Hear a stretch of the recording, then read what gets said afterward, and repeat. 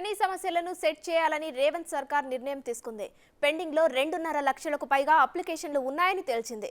వాటి పరిష్కారం చూపించే దిశగా ప్రభుత్వం అడుగులు వేస్తోంది. ఫీల్డ్ విజిట్ చేసి ప్రాబ్లమ్స్ తెలుసుకోవాలనే ఆలోచనలో ఉంది. సమస్యలపై ధరణి కమిటీ చర్చించింది. ఇక త్వరలో గవర్నమెంట్ కు పలు సిఫారసులు చేయనుంది. అటవీ, వక్ఫ్, దేవాదాయ, సర్కార్ భూములపైన రిపోర్ట్ ఇవ్వనుంది. ఈ నెల 17న మరోసారి ధరణి కమిటీ సమావేశం కానుంది.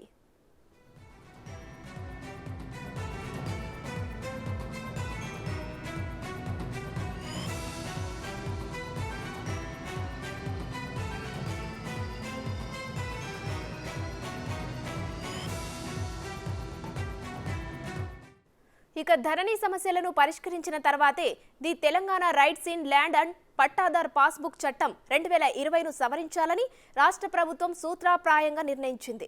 ఇందుకోసం ఎలా ముందుకు వెళ్తే బాగుంటుందనే దానిపైన నిపుణుల నుంచి వివరాలు తెప్పించుకుంది. టైటిల్ గ్యారంటీ ఇచ్చేలా సమగ్ర రెవెన్యూ చట్టంగా ప్రస్తుతం ఉన్న చట్టాన్ని మార్చాలని సర్కార్ భావిస్తున్నది. అయితే ఈ చట్ట సవరణ కంటే ముందు లక్షల సంఖ్యలో ధరణిలో పెండింగ్లో ఉన్న అప్లికేషన్లను పరిష్కరించడంతో పాటు ఇప్పటికే ధరణిలో పలుమార్లు రిజెక్ట్ అయిన భూ సమస్యల అప్లికేషన్లను ఎలా క్లియర్ చేయాలనే దానిపైన ఫోకస్ పెట్టింది. గ్రామం, మండలాల వారీగా ఎక్కడ ఏ రైతు ఏ సమస్యపై ధరణిలో అప్లై చేసుకున్నారో తెలుసుకుని మండలాల వారీగా సమస్యలకు పరిష్కారం చూపాలని భావిస్తోంది.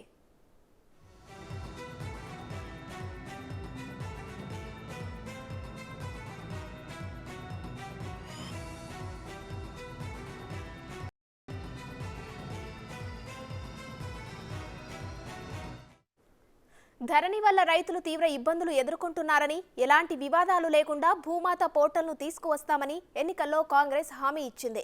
అందుకు తగ్గట్టుగా ముందుకు సాగుతుంది.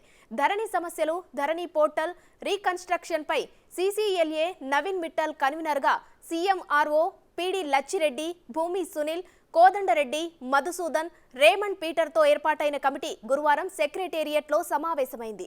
సమస్యల పరిష్కారానికి ఏం చేయాలనే దానిపై చర్చించింది. ప్రధానంగా గ్రామాల్లోనే సామాన్య రైతులు ధరణి విషయంలో పడుతున్న ఇబ్బందుల పరిష్కారం చూపడంపై దృష్టి సారించింది.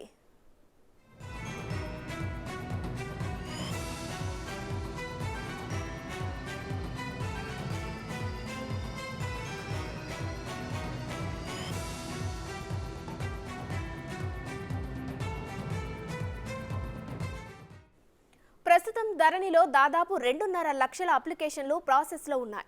ముందుగా వీటన్నిటికీ పరిష్కారం ఎట్లా చూపించాలనే దానిపై రాష్ట్ర ప్రభుత్వానికి కమిటీ సిఫారసులు చేయనుంది. ధరణి పోర్టల్లో ఎప్పటికప్పుడు మార్పులు చేసి అప్లికేషన్లకు అప్రూవల్ ఇస్తే ఎలా ఉంటుందనే దానిపై కమిటీ చర్చించింది. ఎంతకి తెగని భూముల పంచాయతీ విషయంలో ఎలా ముందుకు వెళ్లాలనే దానిపై కూడా త్వరలోనే కమిటీ పలు సూచనలు చేయనుంది. కోర్టు కేసులకు ఎలాంటి సమస్యలు వెళ్తున్నాయనే దానిపైన కమిటీ సమావేశంలో చర్చించారు. ధరణి సాఫ్ట్వేర్ ఏమిటి, ధరణిలో ఇప్పటి వరకు జరిగిన మార్పులు చేర్పులపైన కమిటీ సమగ్రంగా రిపోర్ట్ తెప్పించుకొని ప్రభుత్వానికి సిఫారసులు చేయనుంది.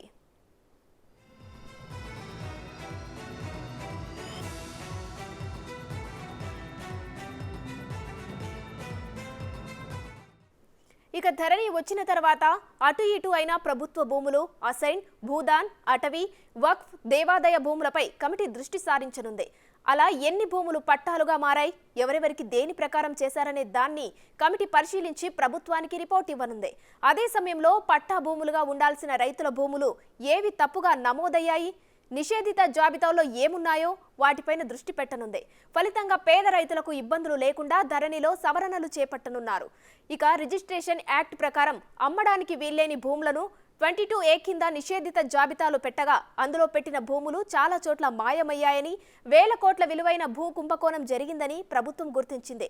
ఇంకోవైపు కొత్తగా ఏర్పాటైన ధరణి కమిటీ ముందున్న ప్రధాన సమస్యల్లో నిషేధిత జాబితా భూములే కీలకంగా మారాయి. ధరణి రికార్డుల ప్రకారం నిషేధిత జాబితాలో చేరిన రైతుల పట్టా భూములను తిరిగి వారి పేరిట రికార్డు చేయడమే పెద్ద సవాలుగా మారనుంది. ముఖ్యమంత్రి గారు క్యాబినెట్ ఆలోచన విధానం వేగంగా ఈ సమస్య పరిష్కారం కావాలి అనే దానికి అనేకమైన నిదర్శనాలు నేను ఇందాక మనవి చేసినట్టుగా. సో కమిటీ కూడా చాలా జాగ్రత్తగా గతంలో జరిగిన తప్పులు మళ్ళీ పునరావృతం కాకుండా భూమి హక్కులు కానీ వాళ్ళకి అవసరం ఉండే విధంగా అన్నీ కూడా సవరించి అందులో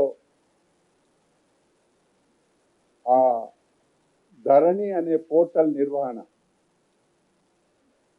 ఎవరు చేస్తే బాగుంటుంది, ఎవరు నిర్వహిస్తే బాగుంటుంది అనేది ధరణిలో పుట్టెడు సమస్య కమిటీ సభ్యుడు కోదండరెడ్డి అన్నారు. గత ప్రభుత్వం తీసుకువచ్చిన ధరణి వ్యవస్థతో లక్షల మంది రైతులు చాలా ఇబ్బందులు పడ్డారని తెలిపారు. వ్యవస్థనే అప్పటి ప్రభుత్వం పూర్తిగా నాశనం చేసిందని మండిపడ్డారు. అసైన్డ్ ప్రభుత్వ వక్ఫ్ భూములు ఎలా ఉన్నాయి, వాటి స్టేటస్ ఏంటనేది కూడా చూస్తామన్నారు. మేనిఫెస్టోలో పెట్టిన దాని ప్రకారం ధరణిలో సమస్యలను పరిష్కరిస్తామని తెలిపారు.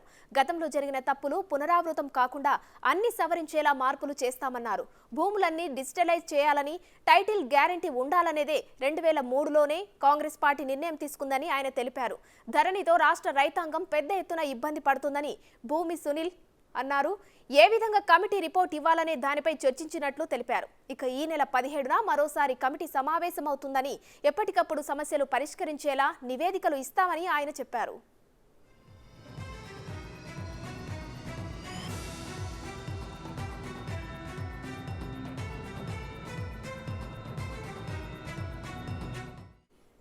ఇక ధరణిలోనే భూములతో ముడిపడిన ఏ సమస్యను పరిష్కరించే అధికారం తహసీల్దార్, ఆర్డీఓ, కలెక్టర్, భూ పరిపాలన ప్రధాన కమిషనర్కు లేకుండా గత ప్రభుత్వం చేసింది. తెలంగాణ భూమి హక్కులు పట్టాదారు పాస్ పుస్తకం చట్టం 2020ను అప్పట్లో తీసుకొచ్చారు. దీంతో రికార్డులతో ముడిపడిన ఏ సమస్యనైనా న్యాయస్థానంలో తేల్చుకోవాల్సిన పరిస్థితి ఏర్పడింది. ఇలా కోర్టులో ధరణి విషయంలో ఏకంగా 2 లక్షలకు పైగా కేసులు పడ్డాయి. దీంతో కోర్టుకు వెళ్లకుండా నెలలు ఏండ్ల తరబడి సమస్యను జటిలం చేయకుండా అప్పీల్స్కు అవకాశం ఇచ్చేలా మార్పులు చేయాలని ప్రభుత్వం భావిస్తోంది.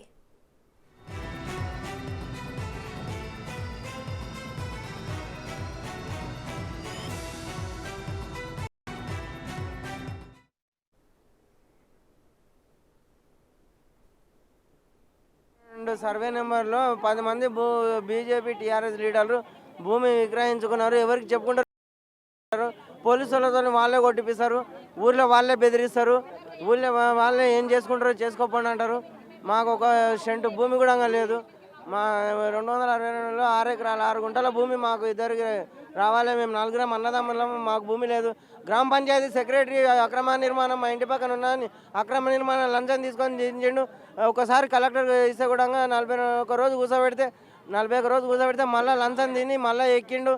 మా గ్రామ పంచాయతీ సెక్రటరీ టి రవీందర్ రెడ్డి సన్నా బ్రాహ్మరెడ్డిని ఎంబడే జడ్చల మండలంకి వెళ్ళి కోడుగల్ విలేజ్కి వెళ్ళి ట్రాన్స్ఫర్ చేయాలి లేదా సస్పెండ్ చేయాలి. లేని పక్షంలో నేను సీఎం రేవంత్